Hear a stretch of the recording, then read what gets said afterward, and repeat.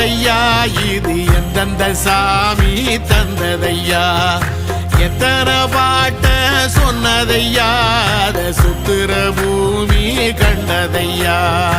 அடிச்சு வீசும் காத்துலையும் அந்த தகப்பனாச சுத்துதையா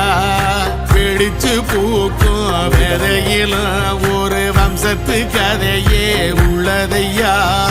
100 தலைமுறை சேர்ந்து செதுக்குன ஈர நலம் இது பாறையா வாழும் வரையிலும் நீயும் விதைக்கிற கடமை இருக்கு கேளையா கோடி